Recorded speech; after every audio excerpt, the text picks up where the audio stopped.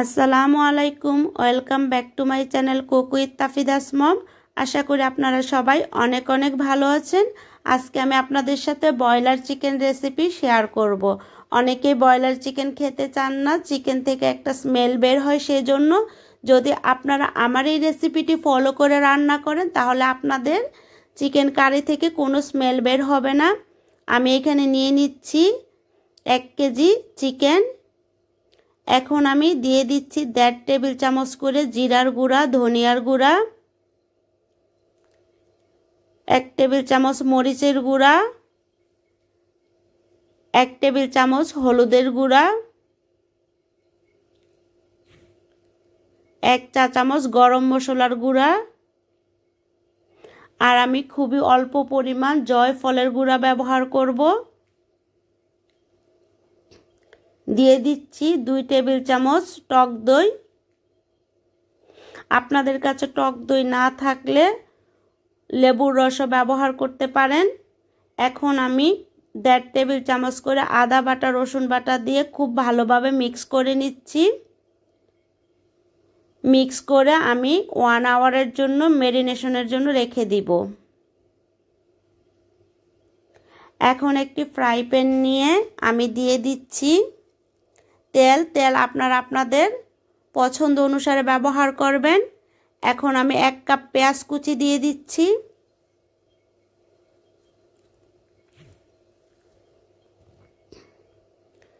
দিয়ে দিচ্ছি অন্যান্য গোটা মশলাগুলো। আমি এখানে একটি তেজপাতা, 2 টুকরা এলাচ, অল্প কিছু লং আর গোলমরিচ নিয়ে নিয়েছি, দিয়ে দিচ্ছি 3টি এলাচ দিয়ে এখন আবার নেড়ে চেড়ে নিচ্ছি। আমি পেঁয়াজগুলোকে ভেজে নেব খুব ভালোভাবে।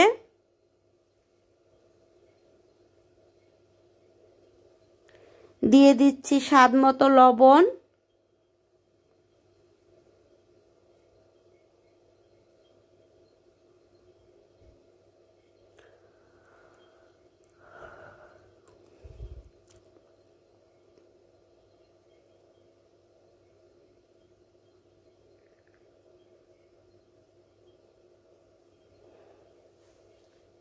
এখন আমি চিকেনগুলোকে দিয়ে আবারও মিক্স করে নেব।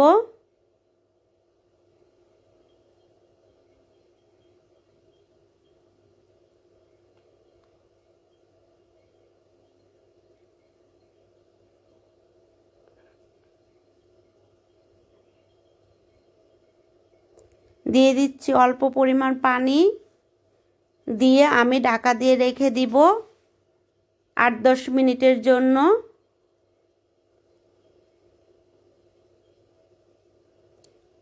যেহেতু চিকেন সিদ্ধ হতে খুব বেশি টাইম লাগে না, সেজন্য আমরা খুব বেশি পানি ব্যবহার করব না।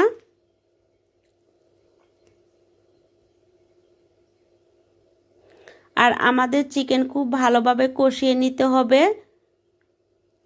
এখন আমি দিয়ে দিচ্ছি একটি টমেটো,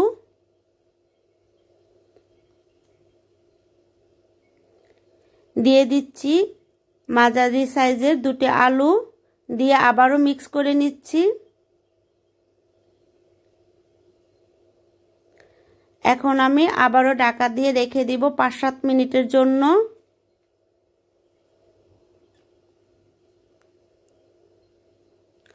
যখন আমরা দেখব মশলা থেকে তেল আলাদা হয়ে গেছে, তখন বুঝতে হবে আমাদের চিকেন কষানো হয়ে গিয়েছে।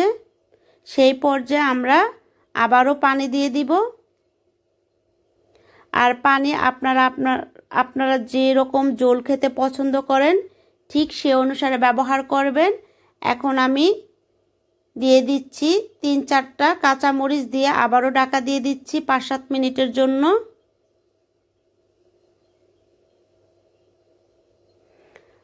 আমার চিকেন কারি তৈরি। আশা করি আমার এই রেসিপিটি আপনাদের ভালো লেগেছে। যদি ভালো লাগে তাহলে আমার চ্যানেলটি সাবস্ক্রাইব করবেন আর পাশে থাকা বেল আইকনটি অন করে রাখবেন। তাতে নেক্সট টাইম যখনই আমি কোনো ভিডিও আপলোড করব আপনাদের কাছে নোটিফিকেশন চলে যাবে। সবাইকে আল্লাহ হাফেজ, আসসালামু আলাইকুম।